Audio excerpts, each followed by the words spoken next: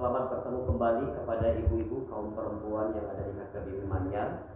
Hari ini kita melaksanakan ibadah untuk kaum perempuan pada hari Kamis tanggal 28 Oktober 2021. Baiklah ibu-ibu yang kami kasih dalam nama Tuhan Yesus Kristus, mari kita persiapkan hati dan pikiran kita. Dan untuk memulai ibadah kita, mari kita bernyanyi dari buku ND nomor 10 ayat 1.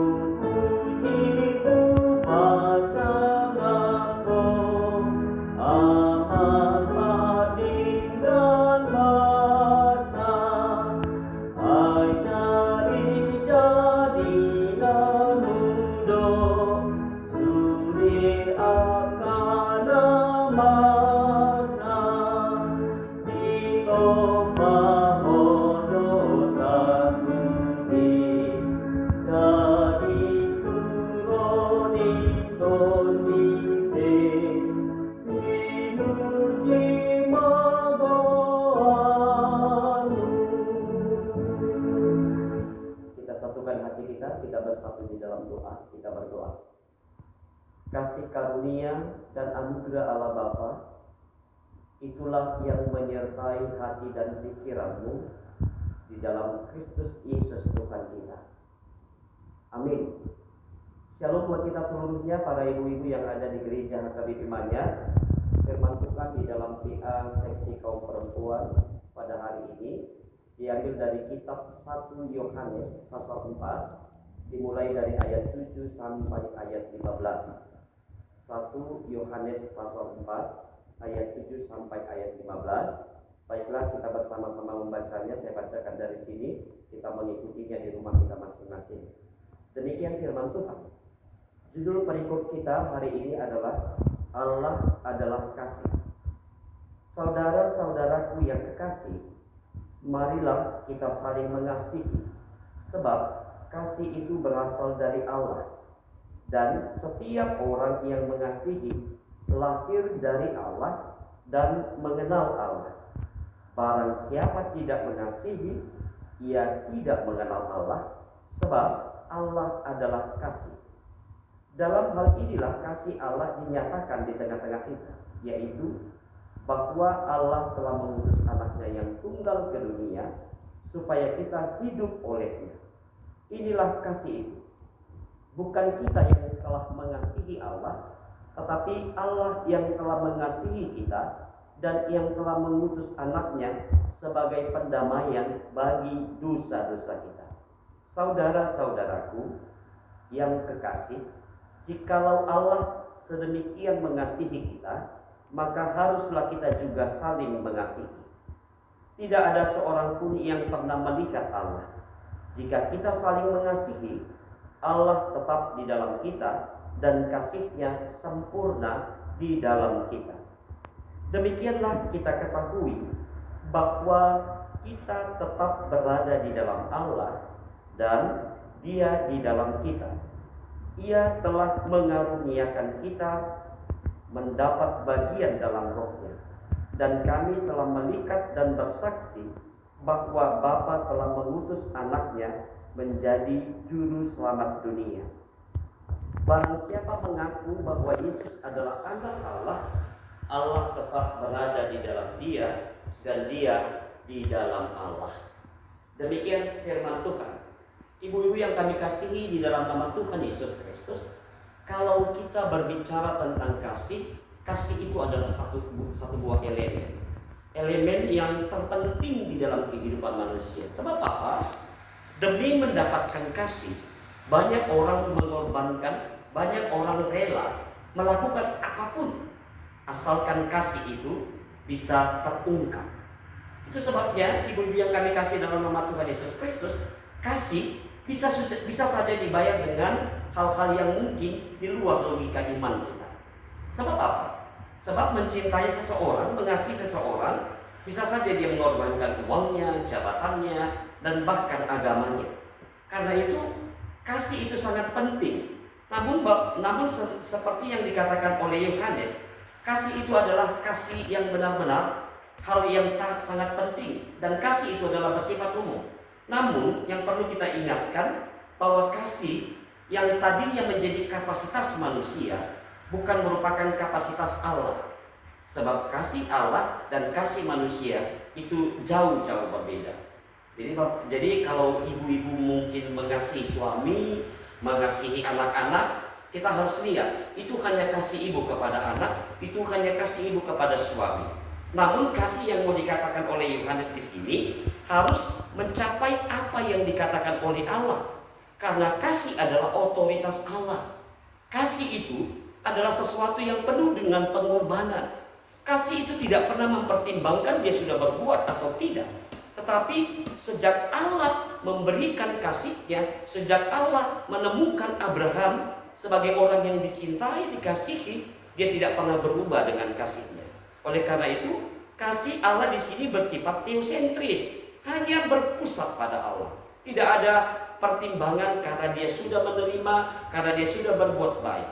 Karena itu ibu-ibu kami yang kami kasih dalam nama Tuhan Yesus Kristus, apabila ada orang menunjukkan kasih-Nya kepada orang lain, tetapi kasih itu tidak berpusat kepada Kristus, tidak berpusat kepada Allah, maka orang tersebut belum benar-benar mengenal Allah. Jelas di ayat 8a disebutkan tadi. Kasih yang datangnya, yang sumbernya dari Allah. Maka dari itu coba pertimbangkan kembali ibu-ibu.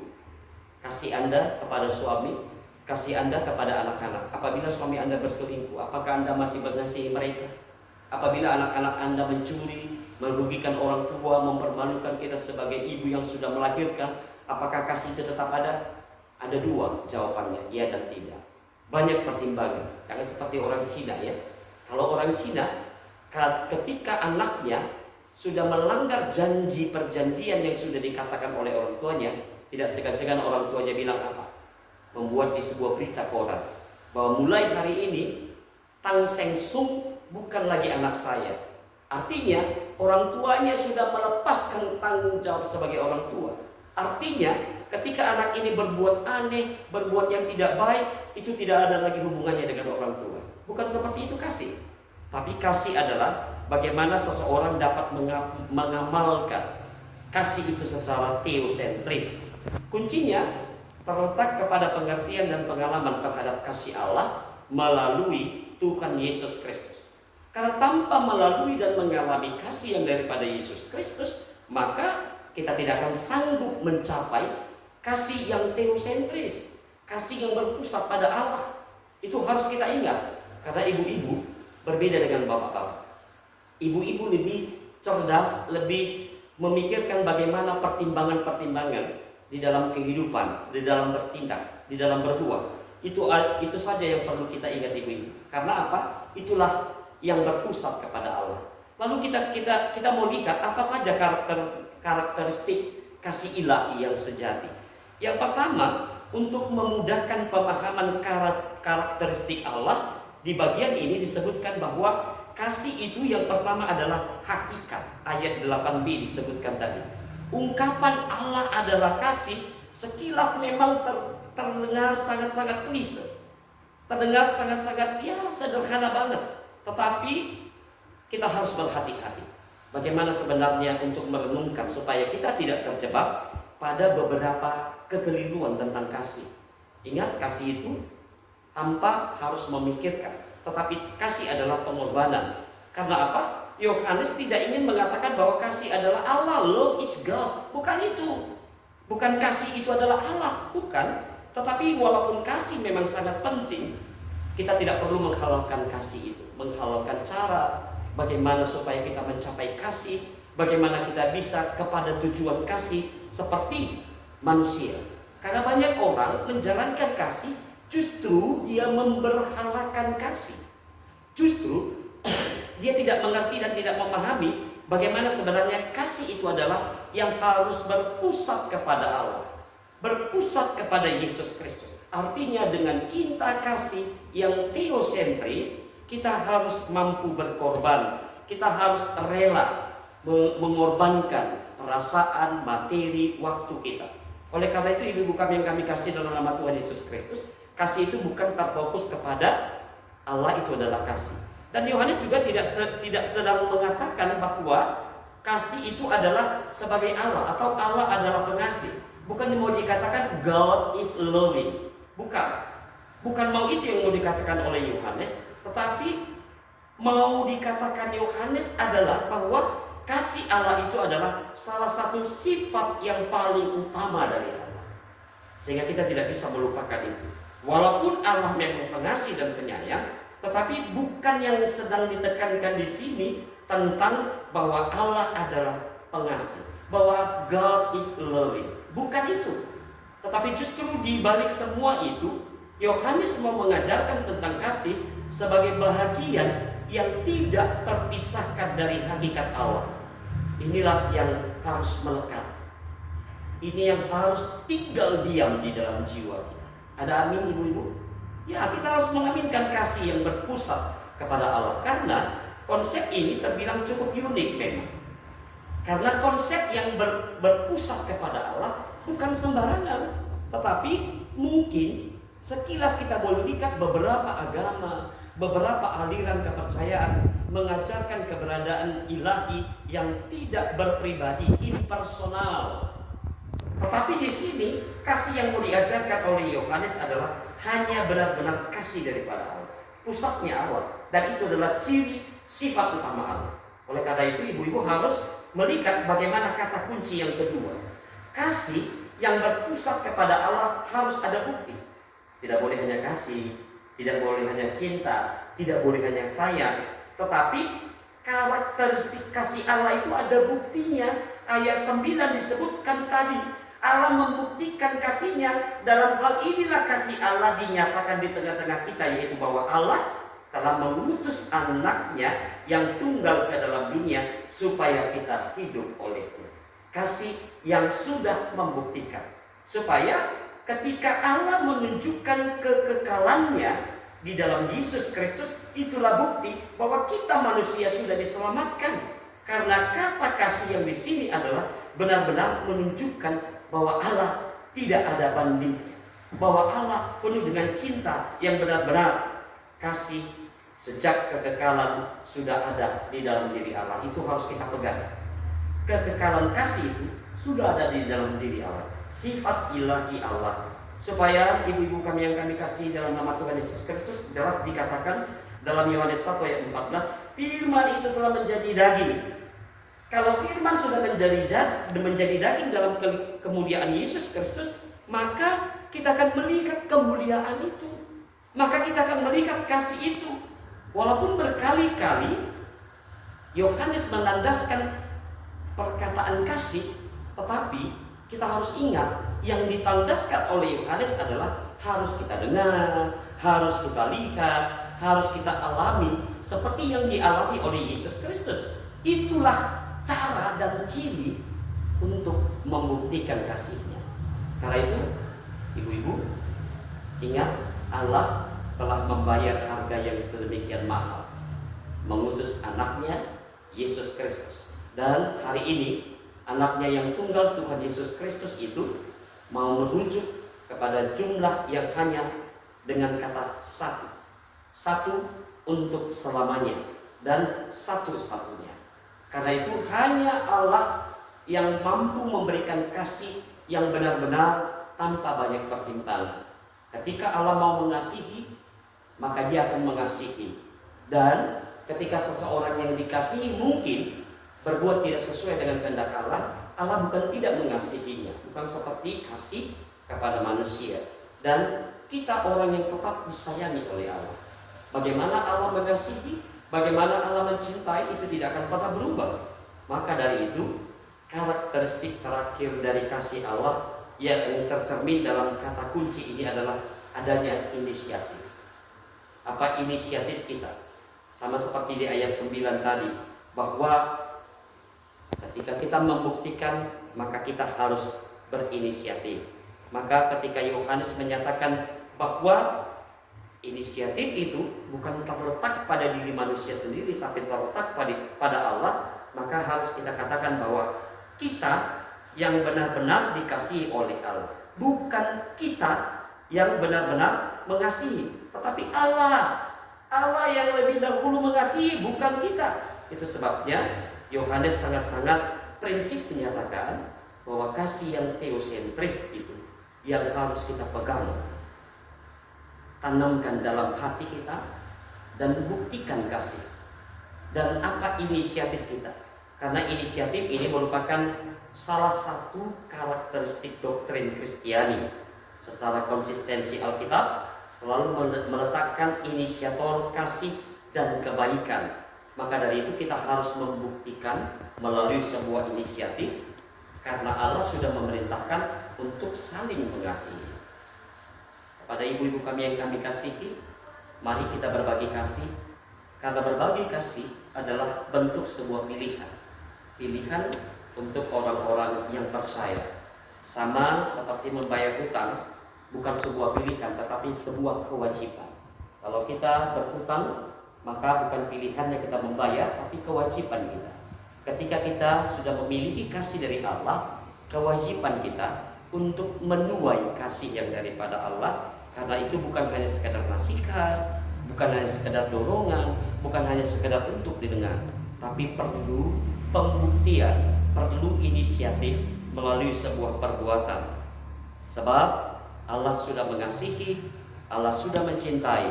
Karena itu mari kasih yang sudah diikat oleh Allah dari dalam diri kita, maka itu akan mengaitkan kasih kita kepada orang lain dengan menyatakan diri Allah saja, diri Yesus Kristus saja.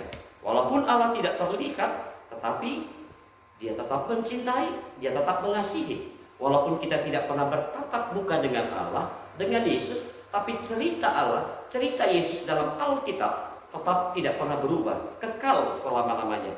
Mari Bapak, mari kepada Ibu semuanya, dari setiap apa yang sudah dikatakan oleh Yohanes, kasihilah sesama manusia seperti dirimu sendiri. Kasihilah saudaramu, kasihilah orang-orang yang ada di sekitarmu. Buktikan dan berinisiatiflah supaya Allah tetap membuat kasih, melekatkan kasih tetap di dalam diri kita sendiri, tidak pernah sirna. Namun kasih kita sebar, kasih seperti aliran sungai yang selalu memberikan berkat bagi orang-orang yang ada di sekitar kita. Demikian firman Tuhan, kita berdoa. Bapa di dalam surga, Bapa yang baik, Bapa yang kami kenal, yang kami cintai, di dalam nama Yesus Kristus dan kuasa Roh Kudus, terima kasih buat hari ini Engkau mengizinkan setiap kaum ibu, kaum perempuan di gereja HKBP Manyar untuk mendengarkan firman Tuhan, untuk dapat dipegang, untuk dapat dipelajari, bahkan untuk dapat dipraktekkan. Kasih Tuhan yang berpusat kepada Allah harus kami buktikan. Kasih Tuhan yang teosentris itu harus benar-benar berinisiatif. Artinya kami harus bertindak seperti Tuhan menindaklanjuti kasih-Mu di dalam Kristus Yesus, menyelamatkan dan memberikan tempat yang layak kelak di surga bagi kami yang tetap percaya dan yang berpengharapan. Terima kasih Tuhan. Kalaupun ada di antara ibu-ibu kami yang belum sempat untuk secara langsung mendengarkan firman-Mu, biarlah mereka memberikan waktu untuk di lain kesempatan mengenali cinta kasih Tuhan dan mempraktekkannya, serta dapat menindaklanjutinya dalam kehidupan mereka masing-masing. Engkau sertai ibu-ibu, kaum perempuan seluruh gereja HKBP Manyar, mereka yang mungkin sudah tua atau masih muda, mereka yang masih punya tenaga, semangat, atau yang sudah tua. Engkau tetap mengasihi, mencintai, memberikan kesehatan, memberikan umur yang panjang. Jauhkan dari hal-hal yang buruk. Jadikan kaum perempuan menjadi perempuan yang tangguh, menjadi perempuan yang benar-benar menunjukkan kasih-Nya kepada anak-anak, juga kepada keluarga atau suaminya, dan kepada orang-orang yang ada di sekitarnya. Terima kasih Tuhan. Karena kasih Tuhan sudah kami terima hari ini, dan biarlah kasih-Mu kekal sampai selama-lamanya. Di dalam nama Yesus Kristus kami berdoa dan bersyukur. Amin. Baiklah ibu-ibu kami yang kami kasih dalam nama Tuhan Yesus Kristus, mari kita sambut firman Tuhan. Kita bernyanyi kembali sambil mengumpulkan persembahan kita dari buku ND nomor 481 ayat 2.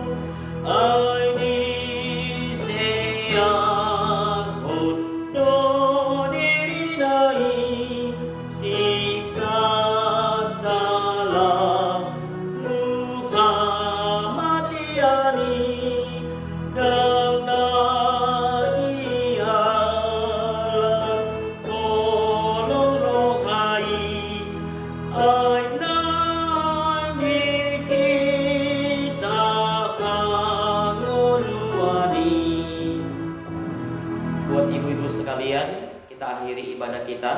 Kita tundukkan kepala, mari kita sama-sama mengucapkan doa Bapa kami. Bapa kami yang di surga, dikuduskanlah namamu, datanglah kerajaanmu, jadilah kehendak-Mu di bumi seperti di surga. Berikanlah kami pada hari ini makanan kami yang secukupnya, dan ampunilah kami akan kesalahan kami, seperti kami juga telah mengampuni orang yang bersalah kepada kami. Dan janganlah membawa kami ke dalam pencobaan, tetapi lepaskanlah kami daripada yang jahat, karena Engkaulah yang punya kerajaan dan kuasa dan kemuliaan sampai selama-lamanya. Amin. Terimalah berkat dari Tuhan Allah, kasih Tuhan Yesus Kristus, dan anugerah Allah Bapa dan persekutuan Roh Kudus, itulah yang menyertaimu hari ini sampai selama-lamanya. Amin. Amin. Amin. Amin. Shalom buat kita seluruhnya, kepada ibu-ibu, dan selamat bertemu kembali di lain waktu kesempatan. Salam sejahtera dan shalom covering.